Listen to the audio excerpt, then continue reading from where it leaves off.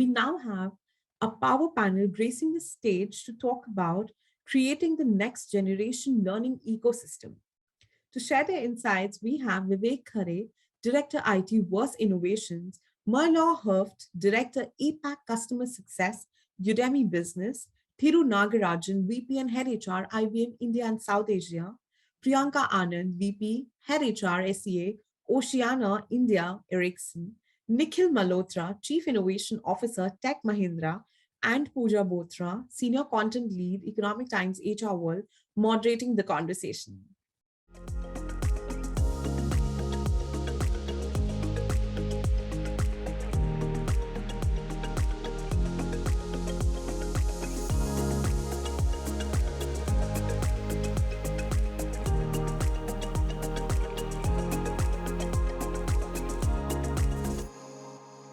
Hello, everyone. Hope you're enjoying the summit, receiving great takeaways, and making the most of the opportunity to interact with the panelists. I now welcome you to this panel discussion on a very pertinent topic, creating the next generation learning ecosystem. There is a strong recognition that the skills of the future may be unknown or entirely new to organizations. In order to tackle this challenge, there is a need for a new and innovative approach to talent development and reinventing the learning ecosystems to help shape an organization's learning strategy and keep up with the pace of technological change. For that reason, creating the next generation learning ecosystem should be at the heart of every organization's learning strategy. The question we ask ourselves is, how do you build the next generation learning ecosystem? By bringing together a network of strong partnerships, a laser focus on the learner experience, and the bold applications of emerging technologies.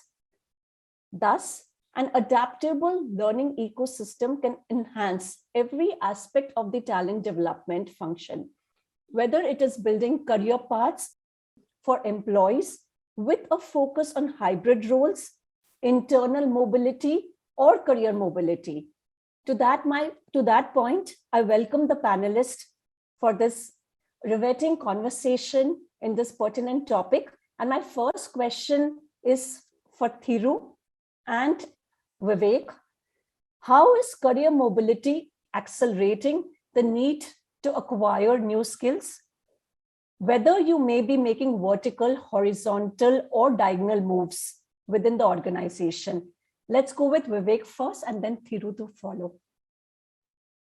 Hi, Pooja. I would like to relate this question to a session that you conducted a couple of weeks back about the crunch of availability of resources in the market, right?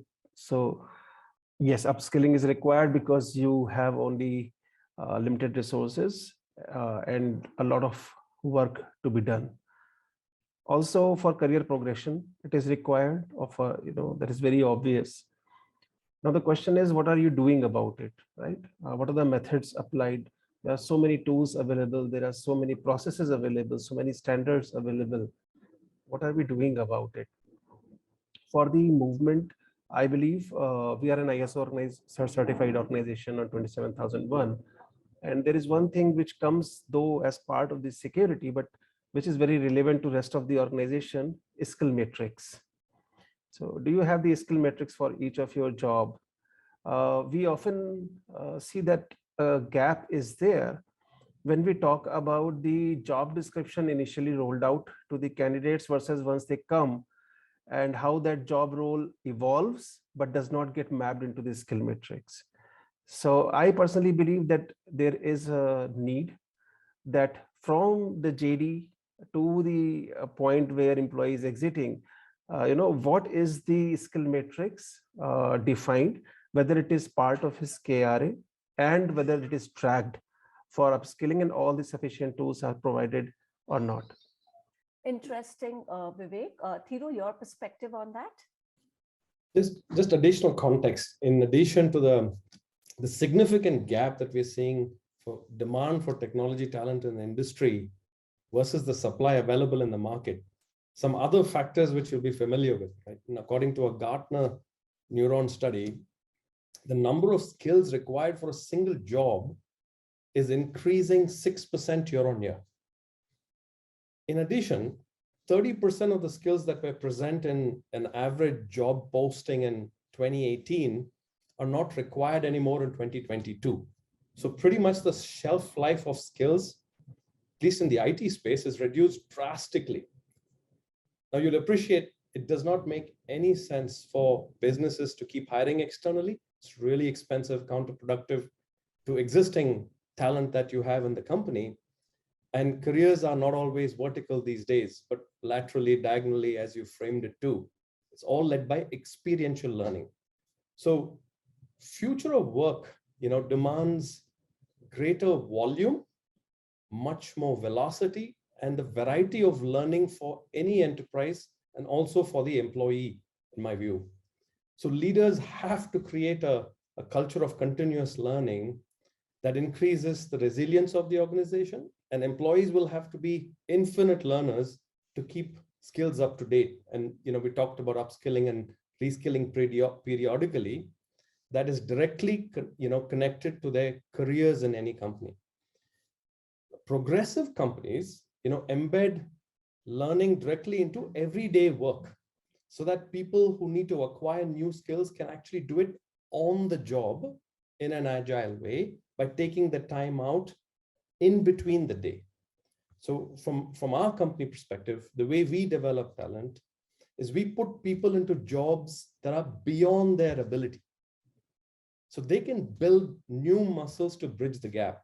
And of course, talent development is based on a robust set of learning activity through multiple project experiences, supporting different clients across multiple geographies, shift across industries. And this can only be done through a structured learning journey.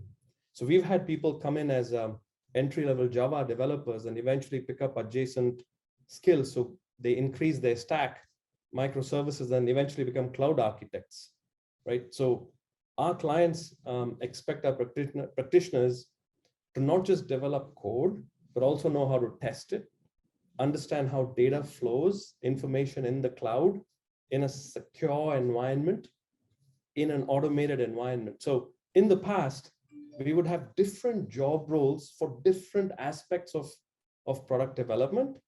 So what was done by 10 people in the past is actually being done by 2 or 3 people today who have a whole set of adjacent skills that actually cut across. So it's really important to have a very robust learning platform that provides for it and a learning ecosystem that can cater to multitude of skills. Back to you, Pooja. Thank you, Thiru. And I totally agree that, developing a cloud architecture is in the pipeline for organizations. And I want to use that as an example and build on the fact that organizations increasingly take their operations to the cloud. Cyber attacks are up, security investment continues to rise, and also the demand for skills such as cybersecurity, cloud security, and data security. To that point, Nikhil, I would like to ask you, what are some of the future adjacent skills you are enabling your employees to explore? I think that's a great question and a great segue to what Vivek and Thiru said, Pooja. I think it's not just tech which is changing, it's the color of the tech that is changing as well. And I completely agree with Thiru that the color of the tech has to be ingrained within employees by giving them that work which is beyond a certain border or what they could do. Now, we have defined it. The first thing that we do in an organization is to define what are those future skills going to be. And we've actually defined it. It may sound like a cliched statement, but we call it radical skills, and radical with a Q. But the whole idea behind this is, do you understand the reality and can you extend it? Which is skills which you would require, which is now new at this point in time, saying metaverses, but it also involves augmented and virtual reality at one point in time. Now, when you do evolve your reality or do understand your reality, you've got to extend and understand the analytics behind that reality, where the AI comes in, which is, of course, encompassing the analytics as well as the AI part of it. Now, do you understand reality? You've got to secure as well, and which also comes in with the distributed blockchain, which is the D part of it. Do you know what your machines are going to be in the future and how machines would connect with you, where the I comes in, which is the IoT part? And do you extend from the physical to the metaphysical? And who better than Thiru to understand it? But the framework of computing is certainly shifting towards the quantum world as well. So which is the quantum computing part. So what we've done in order to make sure that employees do look at these skills, also do enhance their capabilities on this, is of course the structure that I lead, which is the R&D Makers Lab part. And the reason why we allowed Makers Lab to be in different parts of this world is where employees can go in, they can do work out of the daily schedule that they've already been working in, try their hands onto it, because it's only through experiential learning that they would understand that there's a use case that exists and they can solve for their customers. The other thing that I said, the color of the tech is changing, and the color of the tech is we've been too ingrained in understanding the what and the how in the IT services world as well as the technology world. I think these skills and these breaks and this ability to give employees the idea to jump across and leapfrog from what they have learned also allows them to question the why, which is, I think, very important in the technology world today. So those are some of the things that we are essentially trying to do. Thanks, Nikhil, and thanks for opening our eye towards this concept of radical skills with Q. Viewers, I hope you made a note of that. Priyanka, my question to you is, with many elements of work continuing to remain virtual, many expect that career mobility will continue to rise over the coming years. What should companies be thinking about to adjust the game and innovate to better attract and retain employees in an increasingly competitive job market? And Pooja, a very relevant question. We are spending a lot of time as leadership team, as executives, to think about how do we decipher this situation. Again, we're not alien to this. I think it's evident that we've always had a talent war, or it's always been a talent-driven market versus an employer-driven market, right? So career mobility, as always, has been more and more becoming a context of skills versus their geographical presence. We are living in a borderless world, right? But there were still excuses about how physical proximity was going to be so instrumental in effective delivery of any roles. But as we see now, the last 2 years have made it quite clear that, it's all more of a cliche but anything else, and physical proximity is important, but in spurts, right? So talent is getting more opportunities to work across geographies and across roles. To me, some of the fundamentals we've instituted into our culture and our mindset, which are continuing to evolve.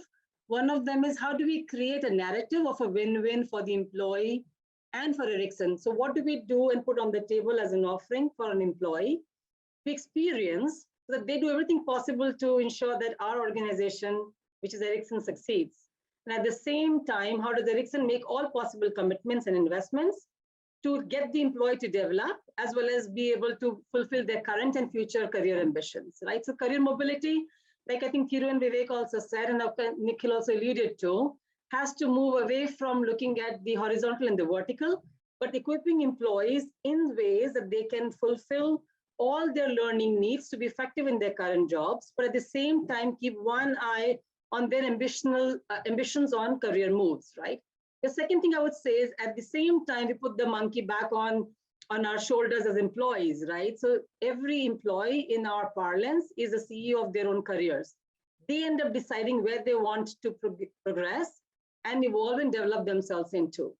The third thing I would say is extremely important, that how do we become more experiential, taking away classroom learnings, like Nikhil said, into creating opportunities of projects, assignments, job shadowing, or even on-job learning opportunities for people to take those classroom learnings into real-time experiences. And last but not the least, it's important that employees get a feeling that it's not just about them as professional contributors, but also how do we create mental well-being, a narrative of work-life balance, having those curated conversations with employees, both for their professional ambitions, but also their personal needs, right? It's no longer about how do I contribute. It's also about how do you take me as a full individual, look at my personal needs, my aspirations, my work-life balance, when can I contribute, how I can contribute. And those conversations, which I would tag as stay conversations, are becoming increasingly important. And we are investing in our leaders to have those conversations with our employees. to me, this is just an iterative process, but lots more to be done to create that narrative for our employees.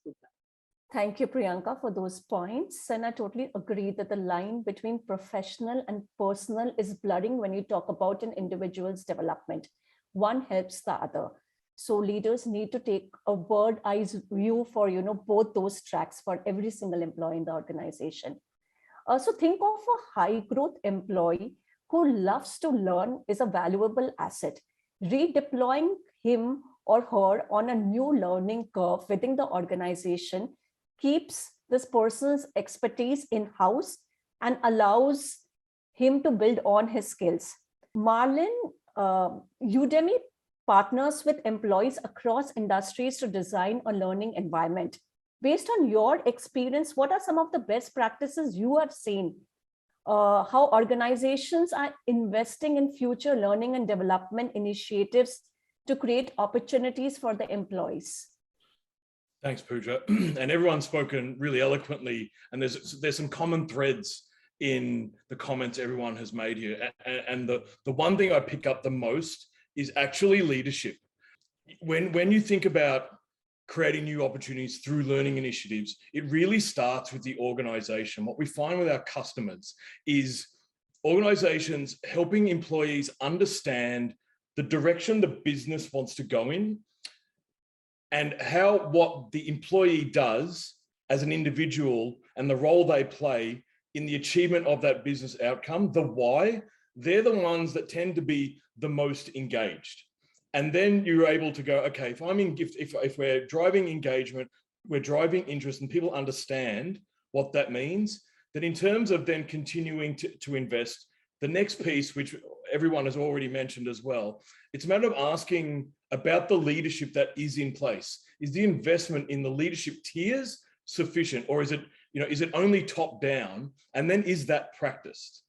And then from there, our customers begin to understand, are there career, and again, everyone has mentioned this as well, are there career pathways for roles in place? And is there a mechanism in place for people to cross skill? And are conversations being encouraged about that? If I'm doing, programming of some description and I want to move into operations because that's where I really want to be, is there an opportunity for that as well? And then going back to that communication piece, it's also a matter of understanding as that business growth comes, is that also then communicated to the teams about what potential opportunities that can provide? Again, helping people, our best customers, help their teams understand the why, and then the benefit there is not only for them, but then you're serving a greater purpose in the overall success of the organization.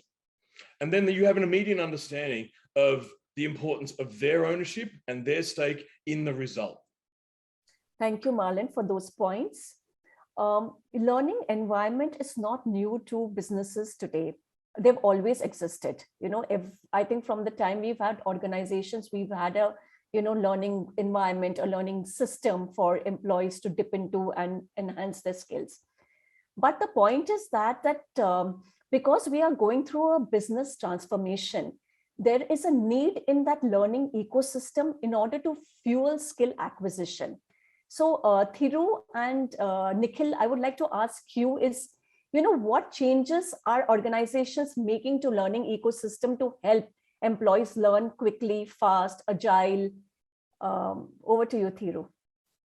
So as my colleagues have said, right, it is absolutely necessary for every organization of today and the future to have a technology platform, because that sort of is the foundation of that ecosystem that enables online, self-paced, multi-channel, cloud-powered, highly personalized and curated learning that is relevant for you today. They must have consistent investments in technology, superlative content as the foundation of any learning strategy, and then link that into careers and progression within any organization. I have to also say, no company, however large or small, can claim to be 100% self-reliance in developing that content. And that's why we also partner and connect with the best in the industry, Udemy being one of our partners too, and many other edtech and academia and industry associations, which is where the true practical content and relevance comes in. It is also crucial for organizations to give significant importance to user experience. Learning has to be fun. It should move beyond the traditional approaches. Otherwise, people zone out. And for employees, the learning experience can be like watching a movie, playing a game, quiz. That's more business as usual today. Now, what other things that we're actually doing is we are connecting that learning ecosystem into the company's talent management system. So we know the propensity of the learner to continue learning in the future.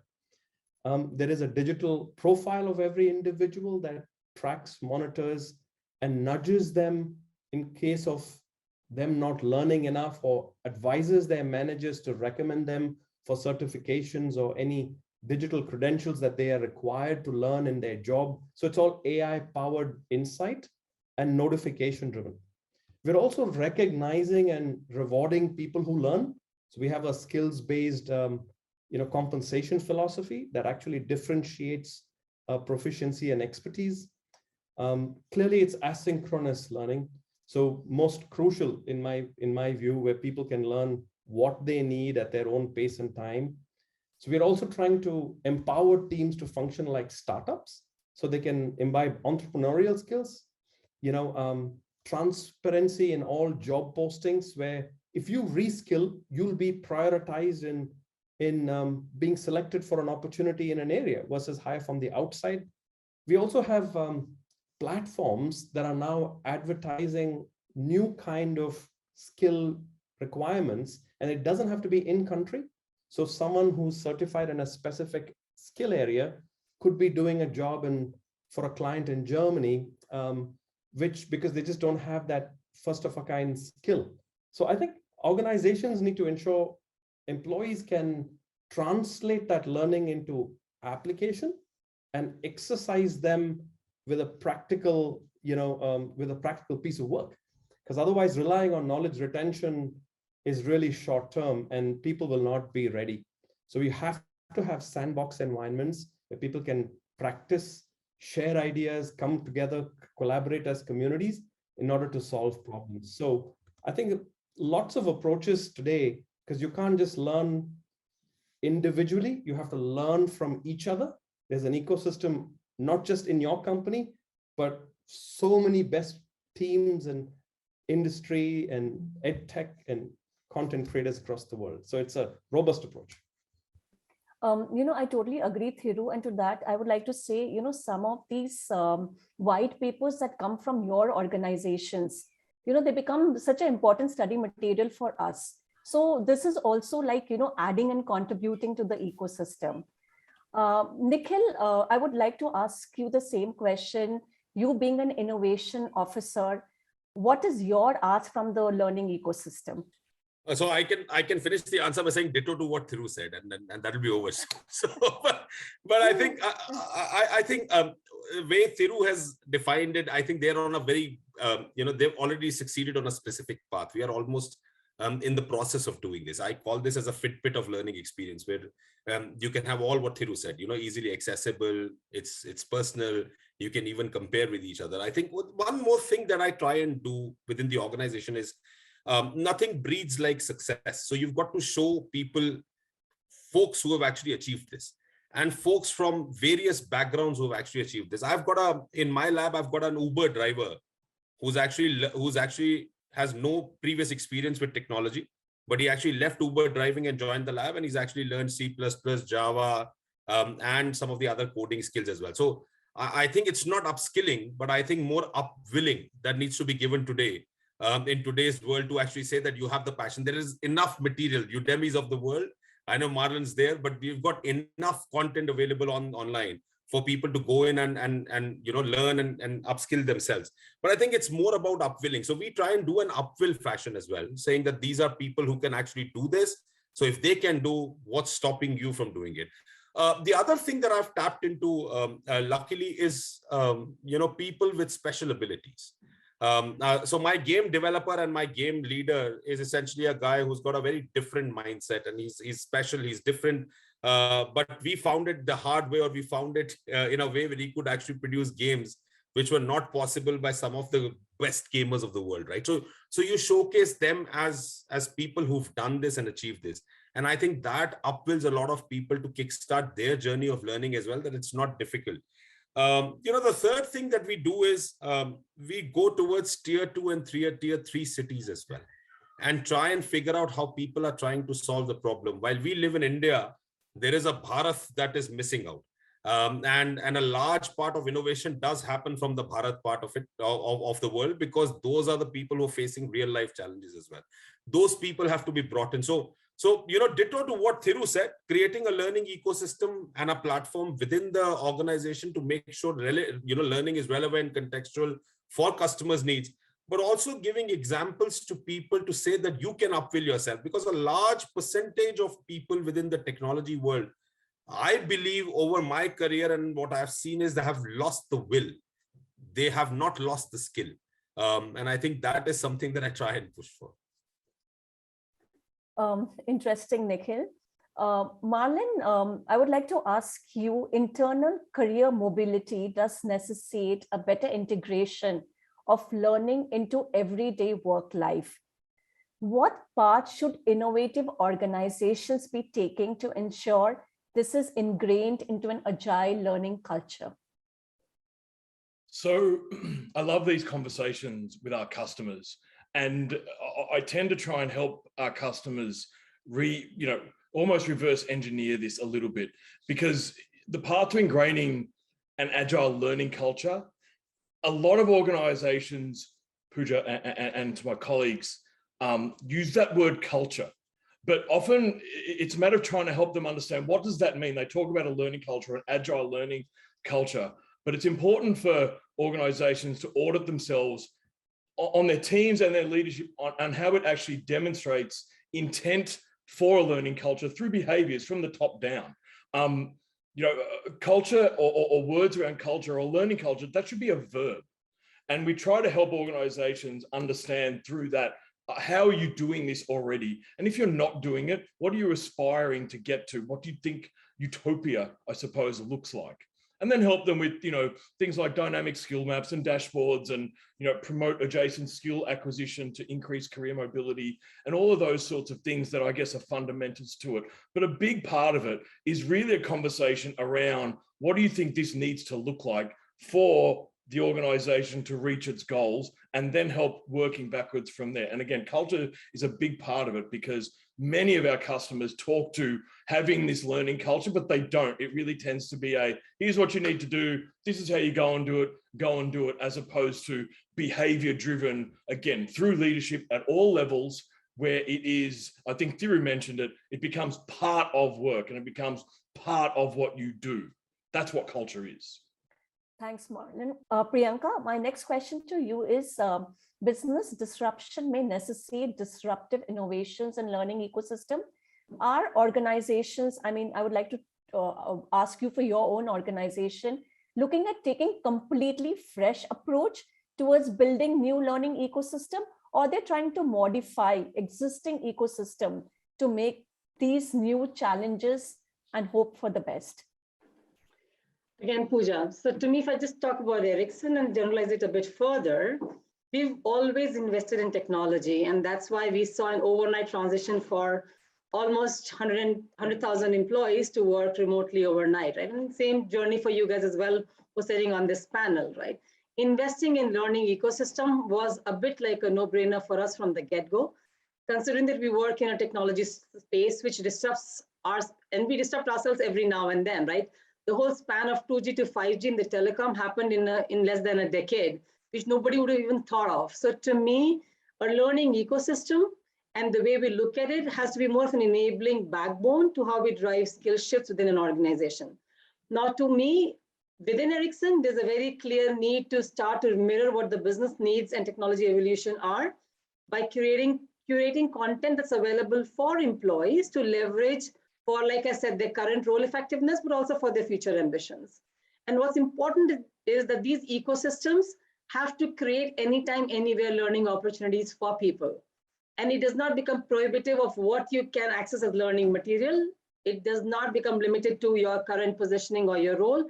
to me, sky is the limit is the messaging we give to our employees, saying you pick up what you believe are your learning journeys, you define them, and you go after making it happen. In fact, we are coaching leaders, like I think Marlon just said, in a big way to become both the enablers, but also the coaches to people, saying how do we create, in a way, a mindset about it's not good to do learning on the side, but leverage the ecosystem to make it mainstream. Because if you don't learn, you become extinct quite quickly. And we've been a bit more bold to say zero learning, zero tolerance. We don't want to sit with, with competencies which haven't evolved, pacing up with how the industry and technology is evolving. The last I would say is these ecosystems have to very clearly be looking at data of what's available in the industry, but also look at very specific learning journeys for people to make it more skill bound. In some ways, we have our career and competence models replicating the skill journeys of people, because a lot of times you acquire a lot of data, a lot of learnings, a lot of competencies, but you don't know what to do with them. And we start to dovetail those unique learning journeys, leading them to tangible outcomes of which roles can they aspire for, and then dovetailing it very well with an open talent market. So at no given point in time, we are saying you will only get to do what you've done, because, like Nikhil, your example, an Uber guy doing a bit of research in the lab. So to me, I think we have to give those promises in tangible ways to our employees. When they start to have those experiences, getting into a tangible eureka moments for them to get those learning journeys into real-time experiences, they start to believe that they're seeing outcomes of their investment. So those skill shifts, how do I try and promote learning? How do we showcase success stories like some of you said, Thiru, you, and I think Nikhil as well, to our larger employee base so that they start to feel encouraged, but also motivated to get those learning journeys and challenge themselves. Because a lot of times this whole upwilling has to come from people seeing success stories, but more importantly, the whole recognition system, the reward system has to start to dovetail with how we get those things to become more visible to our people. And the last thing I would say is the content has to be more real time, but also it has to be more mirroring how do I get effective in the roles that I need to deliver. So that's been a bit of our journeys. And to me, the most effective way of learning systems being an enabler is by crowdsourcing. So we continuously go back to our employees and ask them, are the learning content relevant to their learning journeys? And are they seeing this open talent market giving them opportunities, both in terms of full-time role movements, but also projects and shadowing that takes their learnings from classrooms into more experiential, Pooja. So lots of stuff to be done, but so far this is what the going looks like. Interesting, Priyanka. So in the end, I would like all of you to leave us with one must-have ingredient for learning ecosystem. Vivek, I'd like to come to you and ask you to help us set a context of, going forward, what should be the must-have, given the times that we're living in. And then I would request all the panelists to share one point. Okay, great. You made my life easy because, everybody already contributed a lot on this context. So I will just add a couple of points, I think, specific that I see are very important in the context of this next generation learning. What are going to be the ingredients? One is vernacular. That is a big challenge today. I'm experiencing, the content is mostly available in a particular language and not so easy to understand. Like I think Nikhil was mentioning, tier 2 cities hiring and all, tier 2, tier 3, not easy. So vernacular is one, and also I can resonate to it because our organization serves the content in 15 different Indian languages, and it matters because we see that 80% of our traffic comes from tier 2 and tier 3 cities. So it is important that we pay attention to that. Second part, I think, being a technologist, virtual reality and augmented reality. Let us not limit the organization's learnings only to the tech companies. Technology is everywhere, right? It is in the air. So there are a lot of manufacturing organizations, there are a lot of non-tech companies also that are relying on technology. Can we provide them virtual reality or augmented reality based learnings so that they can visualize the environment and provide that environment to their employees to be better? Third thing which has picked up nicely, which we also implemented in a lot of learning, is gamification. It gives you wonderful results. Gamification of learning, right? how you can challenge people, how you can create the points based on that. Fourth point and last in that regard, I would say, is the customized learning. I can give you one short example. Today, we may go to Udemy or any other platform for that matter and learn how cloud works. But how does my application work on cloud is not available anywhere. So why not encourage your own employees to create that content so that other employees or the newcomers can look into that and get that custom institutional knowledge, which is very much required to make them productive and increase their velocity of being productive. Back to you, Pooja. Thiru, 1 point from you, closing remark. I'm going to say, in today's world, when there's so much of clutter, radical personalization is so critical to get employee mind focused. Nikhil, 1 point from you.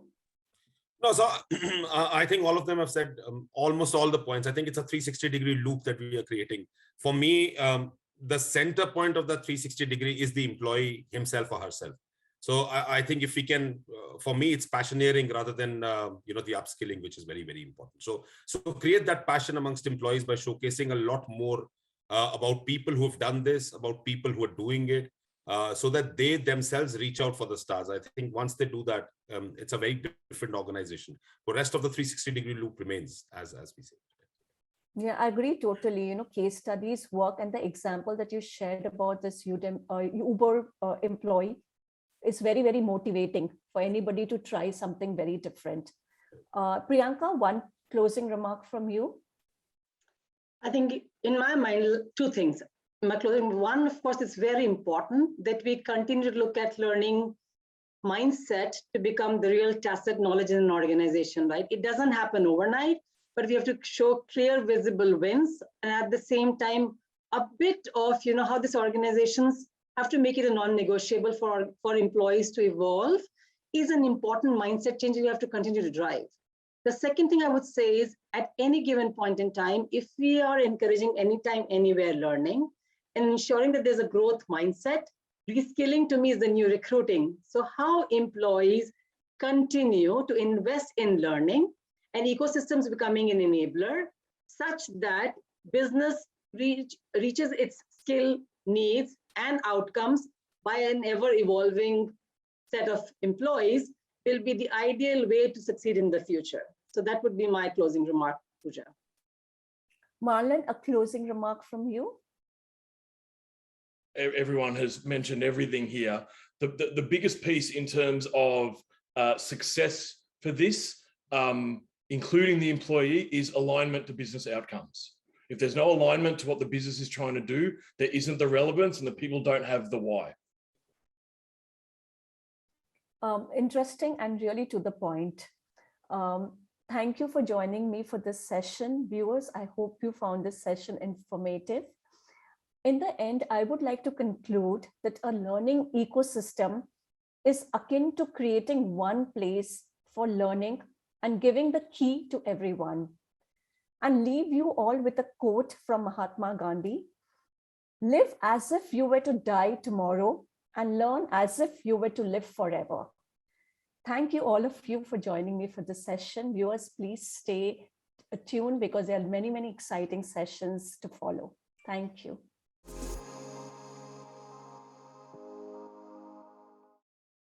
Well, everyone, wasn't this just fantastic? Thank you so much for the live wire conversation, Priyanka, Marlon, Nikhil, Vivek, and Pooja. I'm sure the audience will take away so many learnings from this one. Thank you so much once again. Ladies and gentlemen, as the day progresses, there is much more that we've planned for you. So stay tuned for an exciting day ahead.